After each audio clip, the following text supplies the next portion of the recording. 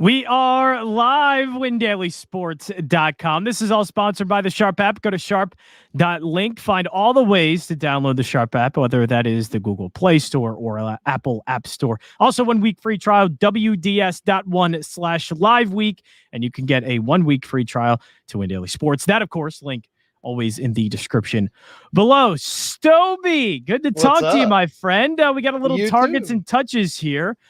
So we have a nice, I think, week 9 slate that we can go over for this week. I want to forget about week 8. There are so many things about week 8, even though it was more betting than anything. But DFS, we actually had a very, very strong week number 8 here at Win Daily Sports. I think more it's me. I want to forget about my darn bets because betting wise in week 8 wasn't great.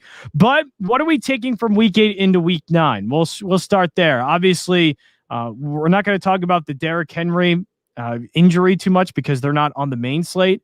I do think the one thing I want to start out with when it comes to running backs, though, Michael Carter, is he legit? Now, this guy that has a solid floor each week as the guy who's going to get these carries for the New York Jets.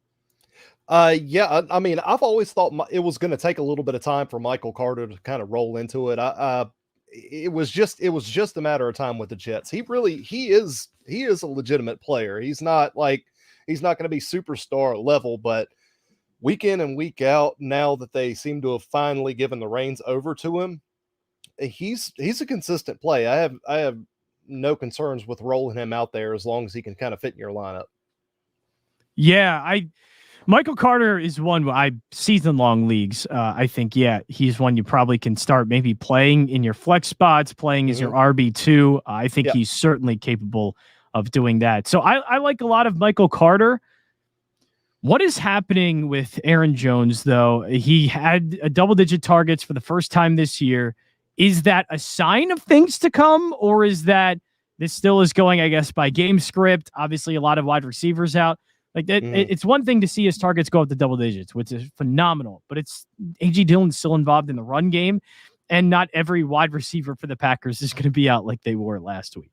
Yeah, that was more of a product because actually we did the show and we talked specifically about what they did against Atlanta last season when Sia came on, and we kind of talked about this game, and it pretty much went to script because they don't have Jamal Williams there anymore to kind of split that passing down work. So I was expecting double-digit targets in the passing game. Now, once Devontae is back, which is probably Sunday, I don't really expect that to continue. I think it's 4, 5, 6 targets, and then it'll be anywhere between his 12 to 15 carries per week, and that's usually how LaFleur likes to keep it. I don't think A.J. Dillon is going to, take over for him and take the lion's share of the work. They just like to limit his reps to keep him fresh throughout the season, and they may choose to lean on him a little bit later on in the year when it calls for it. Yeah, any other running backs as we look at the slate for this Sunday, the DFS slate for this Sunday, any other running backs kind of notable to you in their usage and ones that you're going to be using for this Sunday? I am going after what happened with Minnesota the other day, where they did not use Dalvin Cook nearly as much as they should have, and the fact that they're going against Baltimore. And I've been targeting pass catching running backs against the Ravens all season. I'm really interested in Dalvin Cook at that price range.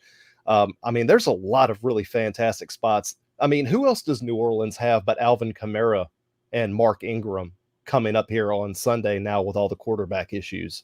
They might combine for 45 carries on Sunday, and I would not be shocked at all. This might be a very defensive-minded team for the rest of the season.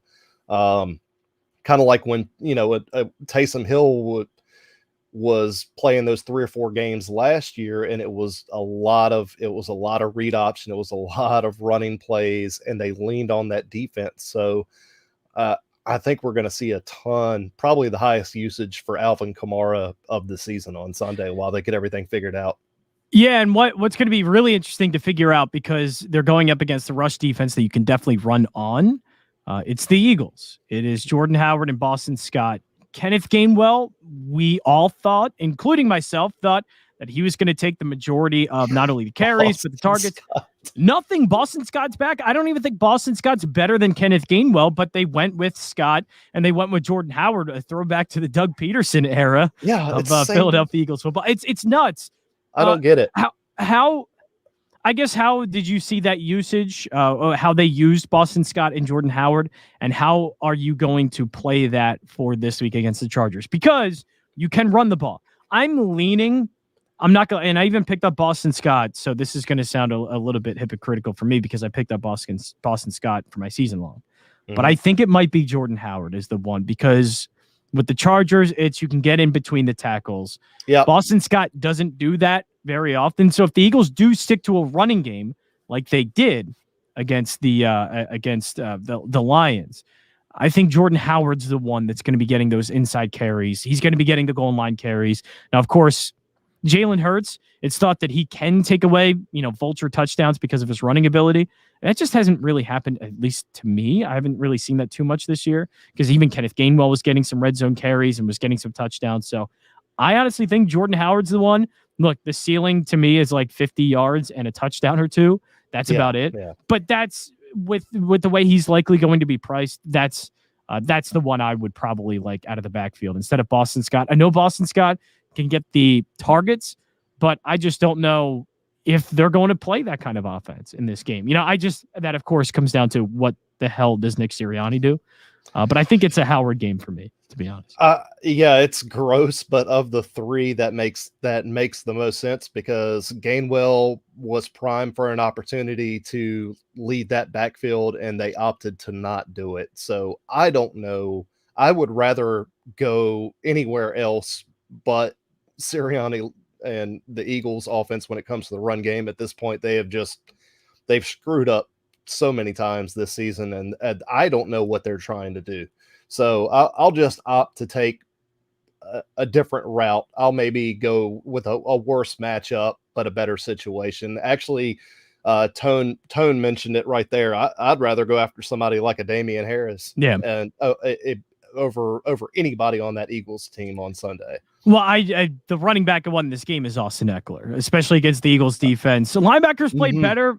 They did switch some things up. Eric Wilson, I don't even think he was active for the game. And Alex Singleton wasn't playing. It was a lot of TJ Edwards, and he was looking very good. And a lot of Sean Bradley, Davion Taylor. So they were looking better. Those guys were better in coverage, but I still think a guy like Austin Eckler is just going to outclass them in every single way. So I like Austin Eckler in this game. The run defense for the Eagles still isn't very good. I don't think Detroit, I'm taking every single bit of that game with a grain of salt. So I still like good running attacks against the Eagles defense, and I think Austin Eckler certainly that. So let's move on to some wide receivers here for this Sunday slate. Just taking a look at the projection. Now, it was updated, but of course, things can definitely change as we get into the week here, especially later on in the week. Again, I think I'm mostly sticking with some Chargers here, and especially Mike Williams. He's going to get probably the better of the two matchups, not getting a lot of Darius Slay, and instead getting Steven Nelson. Now, I think this is a pretty big one for Mike Williams. Again, the Eagles played well against the Detroit, but it's the Lions. I think Mike Williams can attack, especially Steven Nelson here in this game. I think that's really fair, and his price is back down to a very reasonable point. So love it. I think we might be able to get some depressed ownership from that, because it's a what have you done for us lately type of league, and people are going to forget, especially in DFS, just how good this guy is and how good he's been playing. And Herbert has not been playing the best quarterback over the last, he's had some off weeks. 3 of the last 4 weeks he's looked and so this would be a perfect prime opportunity to target Mike Williams for a ceiling game. Yeah, it would be. What wide receivers for you? Which ones, just with their target share and with the matchup they're getting this week, which one's kind of popping out to you? I mean, D-Hop at 7K just seems silly. Yeah, it does. It does. That even if Kyler Murray is out, right? Because I know he's questionable, could maybe not play. So even I'm with you. Even if Kyler Murray is out, I would still like DeAndre Hopkins.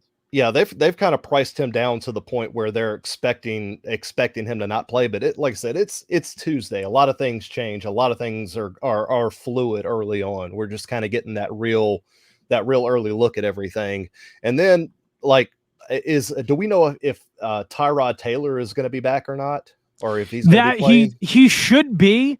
I know he's still questionable, but I'm assuming he should be back. That, of course, can change. We don't know. He was supposed to be back last week, but I'm assuming if he was close last week, we should see him play this week. If that's the case, somebody like Brandon Cooks at 6'1" is an amazing spot, especially against Miami.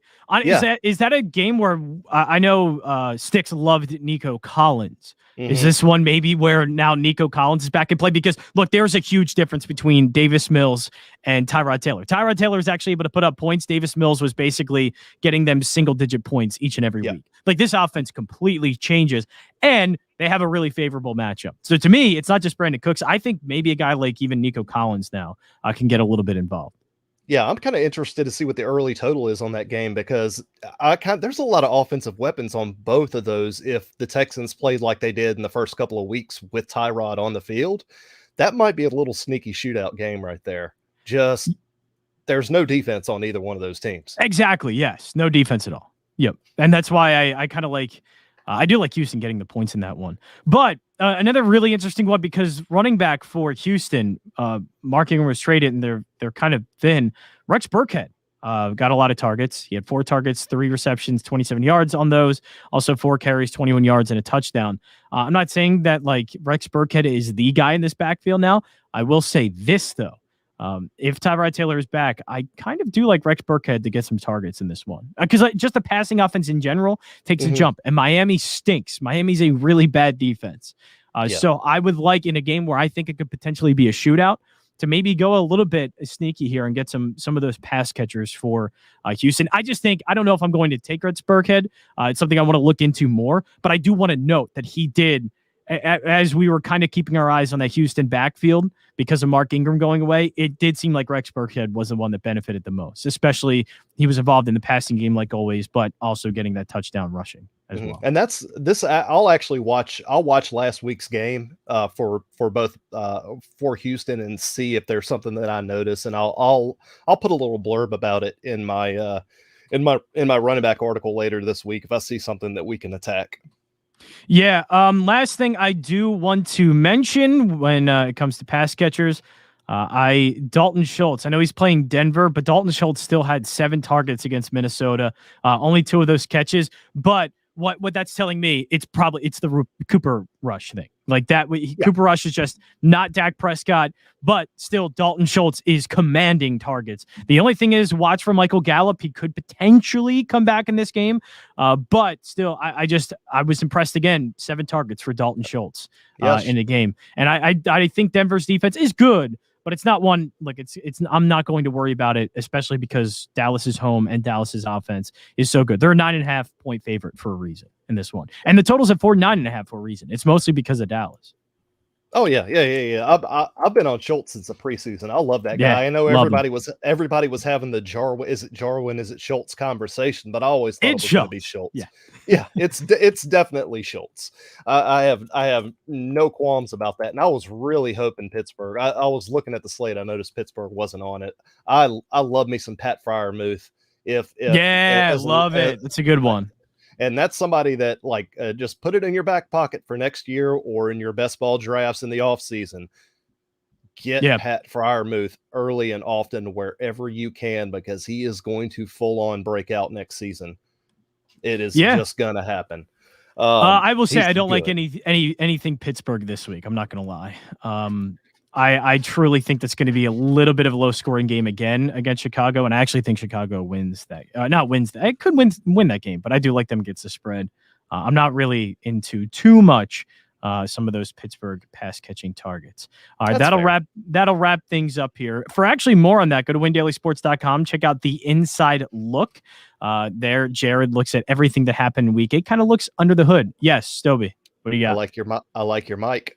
Thank you. I appreciate it. It makes me sound good, professional. We are a professional podcast here. WinDailySports.com. Sharp.link is where you can go to download the Sharp app. They sponsor everything here. Google Play Store, Apple App Store. Also, you can go to WDS.1/liveweek, and that'll take you to the 1 week free trial. Link for that is in the description below. Yeah, thank you, Tone. Debo is in another zone. Debo's very good. But also, thank you guys. I know it kept this one very short, but with both NBA and NFL, we got to squeeze these ones in. So I thought we got some good information in there as well. And Sina Jad, make sure, tune in tonight, 8 o'clock. They have another guest, PGA Tout's going to be there as well, along with Spencer, along with Joel, and along with Sia. So going to be a really good PGA show that's going to be tonight at 8 o'clock here at WinDailySports.com. That is it for us. Be sure to tune in tonight at 8 right here, WinDailySports.com.